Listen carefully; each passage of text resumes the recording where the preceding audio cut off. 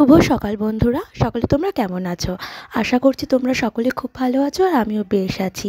আজকে তোমাদের সামনে নতুন একটা কাজ নিয়ে চলে আসলাম। তো কী কাজ তোমরা দেখতেই পাচ্ছ। না, দেখতে পাচ্ছ ঠিকই, কিন্তু বুঝতে কিন্তু পারোনি। জানো তো, আমাদের বাড়িতে এই কেকের প্যালেটটা অনেক দিন ধরেই ছিল। আমার জন্মদিন কিংবা মায়ের জন্মদিনে কেকটা কাটা হয়েছিল, আমি সেটাকে যত্ন সহকারে রেখে দিয়েছিলাম, ফেলিনি। কারণ তার উপরে কোনো কারুকার্য করব বলে সময় মতো না করা হলেও বলে না যে এই জিনিসটা যার জন্য সেটা ঠিক তার জন্য থেকেই যায়। ঠিক তেমনি এটার জন্য হয়তো পয়লা বৈশাখের ছবিই ছিল, সেই কারণে এটার উপরে কোনো পয়লা বৈশাখের কাজই আমি তুলে ধরবো। অনেক দিন ধরে অনেক কাজ করা হলেও এরকম প্যালেটের উপরে অনেক দিন কাজ করা হয়নি। আমি ভেবেছিলাম ক্লে দিয়ে কাজ করব, তো ক্লেটা আমার অন্য কাজে লেগে যাওয়ার জন্য ক্লেটা আমার এই মুহূর্তে বাড়িতে ছিল না। সেখানে ফেব্রিকের ওপরে ডিজাইন করলাম শুভ নববর্ষ উপলক্ষে। শুভ নববর্ষ উপলক্ষে কালকেও তোমাদের সামনে একটি ছবি আমি তুলে ধরেছিলাম। আজকে চেষ্টা করলাম একটু ভিন্ন ধরনের কাজ নিয়ে আসার। আশা করছি এই কাজটাও তোমাদের ভালো লাগবে। এর জন্য আমি প্যালেটটা নিয়েছি এবং রং বেরঙের অনেক কালার নিয়েছি। তার মধ্যে যেহেতু লাল জিনিসটাকে আমি বেশি প্রেফার করি, সেজন্য লাল, হলুদ এবং অরেঞ্জ দিয়ে আমি পুরো কাজটা কমপ্লিট করেছি। আর নববর্ষ মানেই তো রঙিনের বাহার, তাই না বলো? তো সেইটাকেই আমি সুন্দর করে কালার করে নিয়েছি এবং তার সঙ্গে আমি 3 রকম তুলি ব্যবহার করেছিলাম। একটা 12 নম্বর তুলি, একটা হচ্ছে তোমার 1 নম্বর তুলি, আর একটা ছিল মেবি 8 নম্বর তুলি। তো এই 3টে তুলি দিয়ে আমি পুরো কাজটা কমপ্লিট করেছি। তো নিজের মতন করে রঙটা করে শুকিয়ে নিয়েছি। এরপর আমি কি করব, নিজের মতো কারুকার্য করব। যেমন হচ্ছে মিষ্টির একটা হাঁড়ি এঁকেছিলাম, তারপরে তোমার হচ্ছে কুলো, হ্যাঁ, এছাড়াও আরও অনেক কিছু। যাই হোক, কী বলো তো, সময় কাটছিল না, ভাবলাম বসলাম কাজটা নিয়ে কি করব। আর কাল না প্রথম বৃষ্টি হয়েছে, আমার না তার ফটোটা ক্যাপচার করা আছে। প্রথমে যখন নিলাম, প্রথমে ভাবলাম কি তারই একটা কিছু ছবি আমি তুলে ধরি, এই জন্য নববর্ষের কাজটা কমপ্লিট করলাম। আর তখন বাইরে ভীষণ জোরে হাওয়া দিচ্ছে, মানে এই গরমের শুরুতেই কালকে প্রথম বৃষ্টি হলো আর ঝড়ও হয়েছিল। তোমাদের কার কার দিকে হয়েছে গো, কমেন্ট বক্সে এসে জানিও তো। আর ওয়েদারটা তো একেবারেই ঠান্ডা, কী সুন্দর না লাগছিল। আর তার মধ্যে বসে এই কাজগুলো করতে বেশ দারুণ লাগে। পরিবেশের ওপরও কিছুটা ভাল লাগে। বেশি গরম হলে কোনো জিনিস করতে দেখো ভাল লাগে না, আর ওয়েদার ঠিক থাকলে নিজের মনেও ভালো লাগে যে কোনো কাজ নিয়ে বসি। যাই হোক, পয়লা বৈশাখে তো কেনাকাটা নিশ্চয়ই প্রত্যেকের হয়েছে, আমারও টুকটাক কেনাকাটা হয়েছে। আর তার সঙ্গে সঙ্গে 2-3টে নেমন্তন্নও কিন্তু আমি পেয়ে গেছি।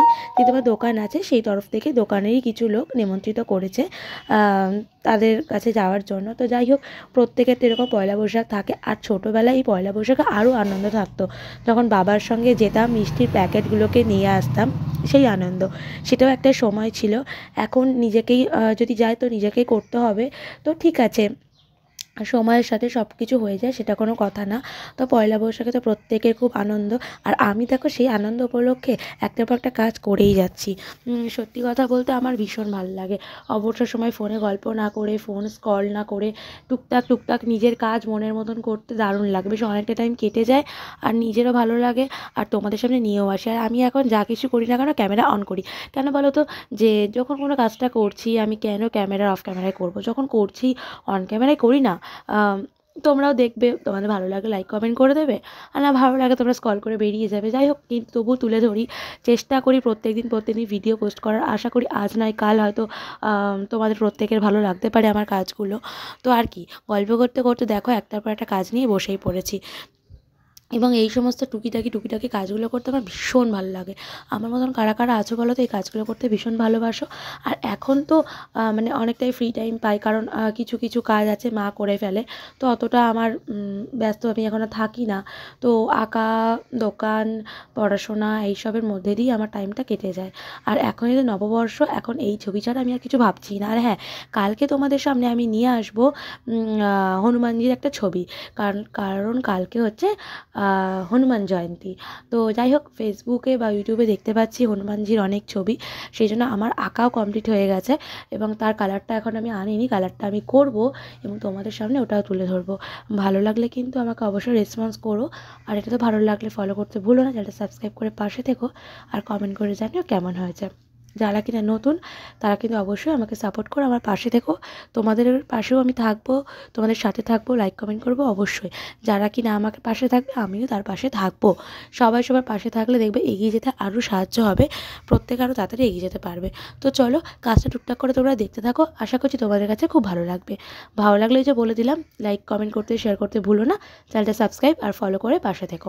থ্যাংকস ফর ওয়াচিং, ভিডিওটা কন্টিনিউ দেখো। পুরো কমপ্লিট ভিডিওটা তোমাদের খুব ভালো লাগবে। আর জানো তো, এগুলো কিন্তু ওয়াল হ্যাঙ্গিংয়ের জন্য ভালো, মানে তুমি যদি দেয়ালে টাঙিয়ে রাখতে চাও ভালো।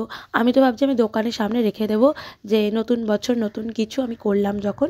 আর দেখো প্যালেটটা কত পুরনো ছিল, কেমন ছিল, রং করার পর কত সুন্দর হয়ে গেল। কোনটা কি পরিবর্তন নেবে সেটা সম্পূর্ণ কিন্তু শিল্পীর উপরে নির্ভর করে, এটা বাস্তব কথা। আর যেটা স্থান যেখানে, সেটা সেখানে আরও বেশি সুন্দর হয়ে যায়। প্যালেটটা কেমন ছিল আর কালার করার পর কী হয়ে গেল। প্যালেটটা হয়তো জানতো না যে আমার উপর এরকম কাজ হবে। যাই হোক, এগুলো হয়তো মানে সবটাই হচ্ছে ভাগ্যের উপর, সমস্ত কিছু সব কিছুর উপর নির্ভর করে। তো যাই হোক, কাজটা ভালো লাগলে পাশে থেকো। চলো ভিডিওটা কন্টিনিউ দেখতে থাকো।